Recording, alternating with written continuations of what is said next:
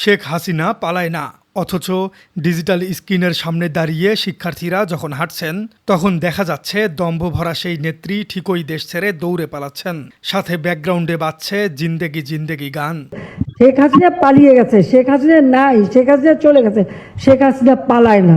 কোনো গতানুগতিক রাজনৈতিক স্লোগান বা ব্যানার ফেস্টুনের সরাসরি নয়। ঢাকা বিশ্ববিদ্যালয়ের বটতলায় এবার দেখা গেল এক অবিশ্বাস্য এবং শ্বাসরুদ্ধকর interactive visual story telling.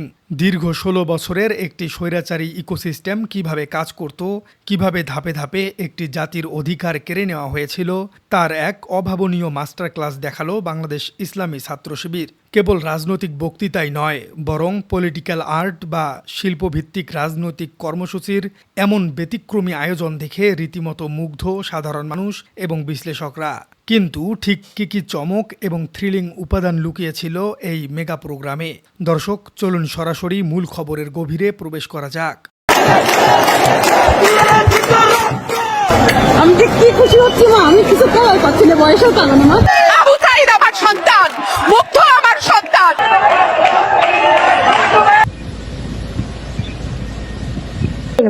Sheikh Hasina আগুন লেগেছে।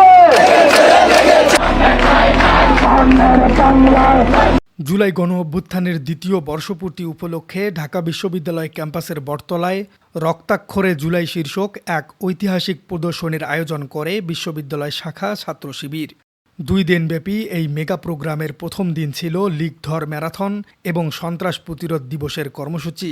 কিন্তু সবচেয়ে বেশি নজর কেড়েছে দ্বিতীয় পর্বের এই ভিজুয়াল এক্সিবিশন বা আলোকচিত্র প্রদর্শনী।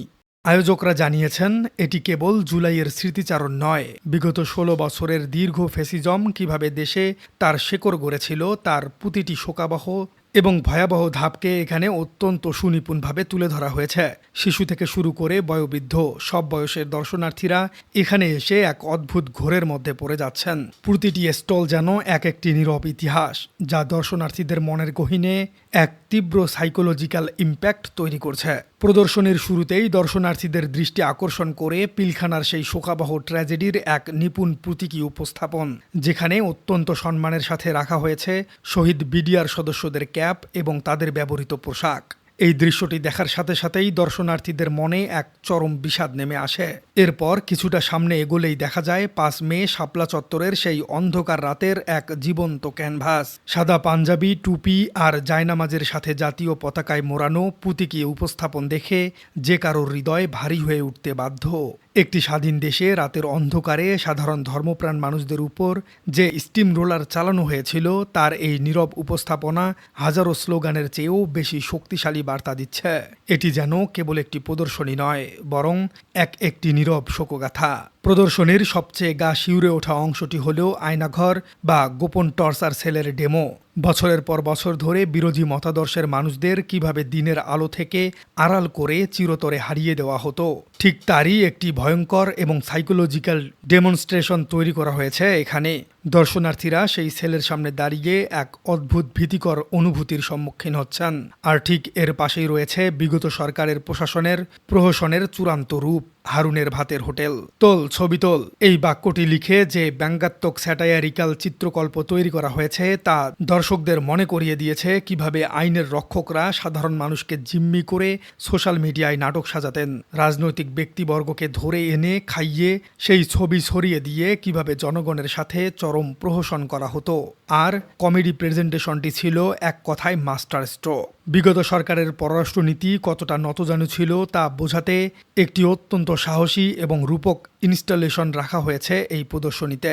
ইন্ডিয়ার সাথে স্বামী স্ত্রীর সম্পর্ক, তৎকালীন এক প্রভাবশালী মন্ত্রীর এই বিতর্কিত উক্তিকে কেন্দ্র করেই এই বিশেষ কর্নার সাজানো হয়েছে।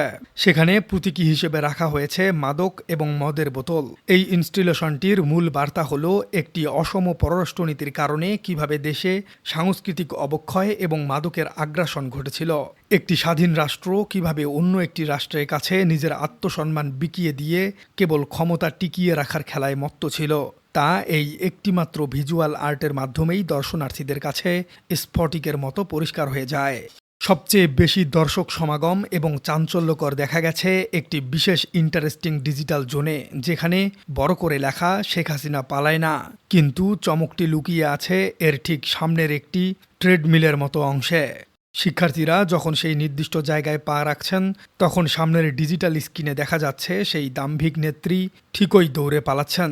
শিশু থেকে শুরু করে শিক্ষার্থী এবং সাধারণ মানুষ সবাই এই ডিজিটাল ট্রোলটি অত্যন্ত উপভোগ করছে। এর পাশাপাশি আরেকটি ব্যানারে অত্যন্ত নিখুঁতভাবে ফুটিয়ে তোলা হয়েছে স্বৈরাচারের এক চরম বিকৃত মানসিকতা।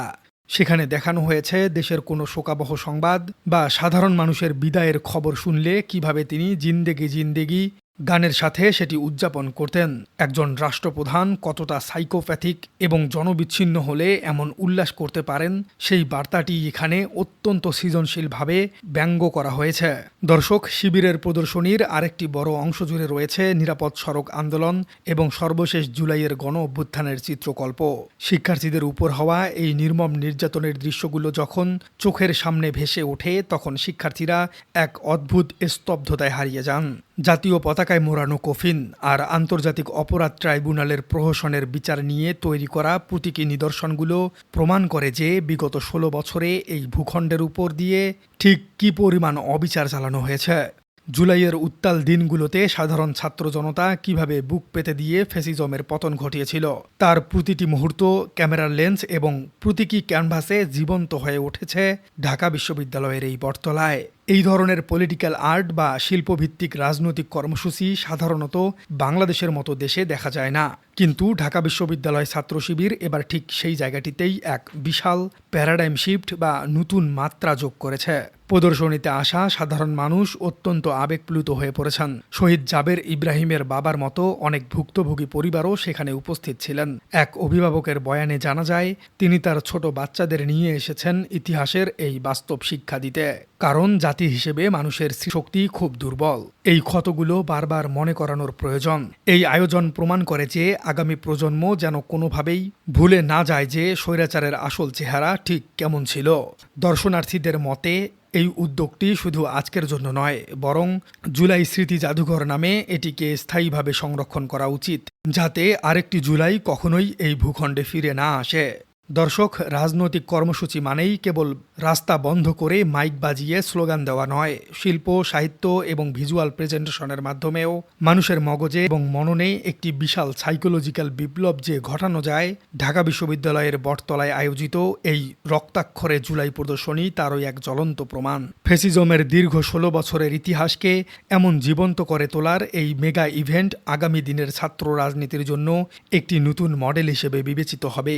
সাধারণ মানুষের অংশগ্রহণ এবং তাদের এই মুগ্ধতা প্রমাণ করে যে রাজনীতিতে এখন মেধা, সৃজনশীলতা এবং শিল্পের কদর বাড়ছে।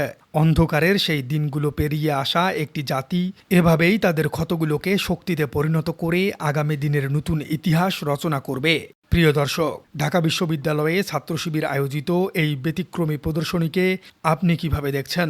বাংলাদেশের অন্যান্য সংগঠনগুলো কেন শিবিরের মতো এমন ব্যতিক্রমী সাংস্কৃতিক উপস্থাপনা তুলে ধরতে পারে না? কমেন্টে জানিয়ে দিন আপনার মূল্যবান মতামত। আর আমাদের চ্যানেলে নতুন হয়ে থাকলে চ্যানেলটি সাবস্ক্রাইব করে বেল আইকনটি বাজিয়ে দিন। দেখা হচ্ছে পরবর্তী কোনো ভিডিওতে।